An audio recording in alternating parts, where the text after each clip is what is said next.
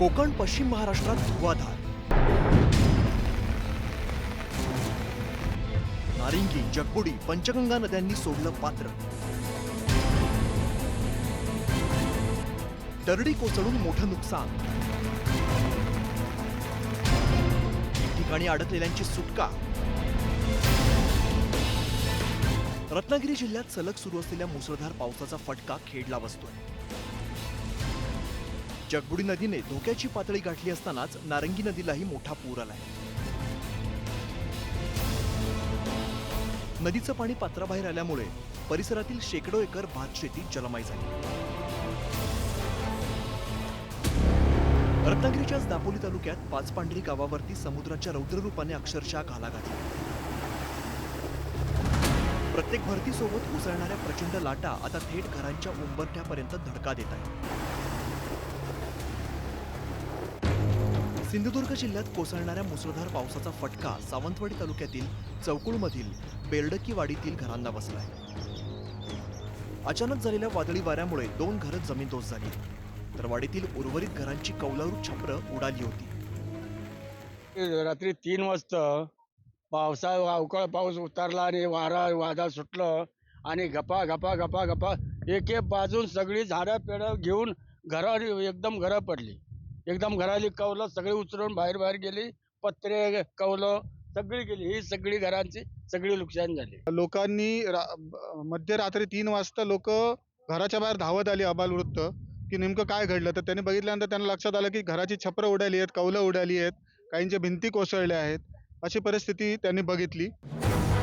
रायगड जिल्ह्यात सकाळपासूनच पावसानं जोर धरला.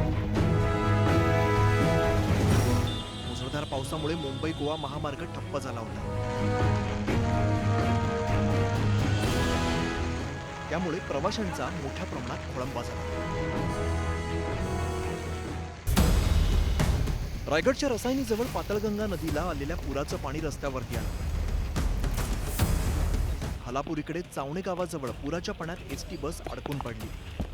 पेणहून कर्जतकडे जाणाऱ्या या बसमध्ये 8 प्रवासी होते.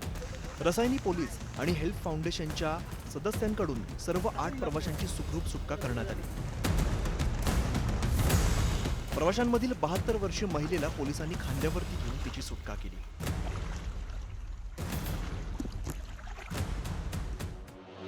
रायगडमध्ये अंबा नदीच्या पाणी पातळीतही मोठी वाढ झाली.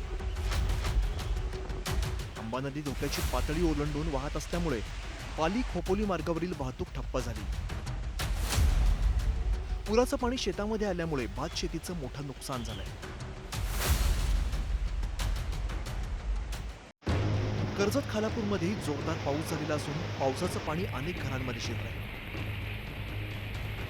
कर्जत आणि खोपोलीमधील अनेक सोसायट्यांमध्ये पाणी भरलं. रायगडकरांसाठी आम्ही आवाहन करू इच्छितो की ज्या ज्या ठिकाणी नद्याने धोक्याची पातळी ओलांडलेली आहे, पाऊस भरपूर आहे, तर लोकांनी घराच्या बाहेर शक्यतो पडू नये आहे महत्त्वाच्या कामाशिवाय. आणि जे काय रस्त्याने जाणारे रहदारी आहे यांनी जपून गाड्या चालवाव्यात. संततधार पावसाने खालापूरमधील ओढोशी धबधबा ओसंडून वाहू लागला. रविवार असल्यामुळे धबधब्यावरती पर्यटकांनी गर्दी केली होती. मात्र सुरक्षेचं कारण देत पोलिसांनी धबधब्यावरील सर्व पर्यटकांना बाहेर काढले.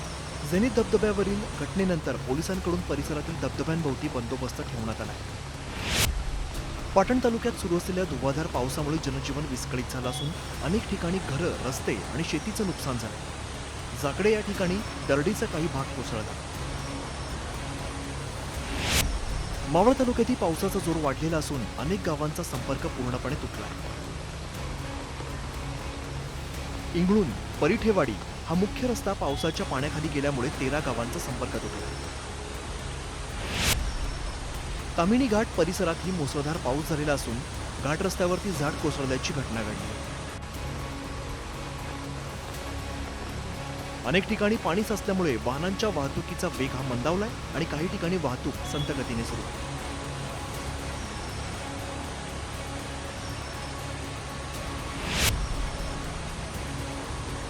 आंबेगाव तालुक्याच्या आदिवासी भागातील ढकेवाडीत रस्त्याच्या कडेची संरक्षक भिंत कोसळली. त्यामुळे मोठ्या प्रमाणात वाहतुकीला अडथळा निर्माण झाला.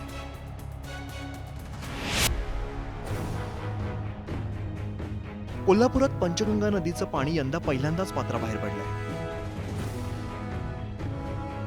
राजाराम बंधाऱ्यावरील नदीची पाणी पातळी 29 फूट 8 इंचांवरती पोहोचली आहे. त्यामुळे जिल्ह्यातील साधारण 33 बंधारे पाण्याखाली गेले.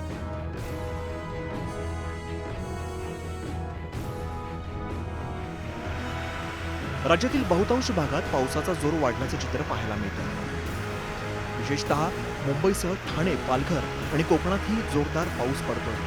अशातच पुढील 2 दिवस राज्यात बहुतांश ठिकाणी मुसळधार पावसाचा अंदाज व्यक्त करण्यात आला. त्यामुळे गरज असेल तरच नागरिकांना घराबाहेर पडावं अशा सूचना हवामान खात्याकडून देण्यात आली. Bureau report news 18 Marathi.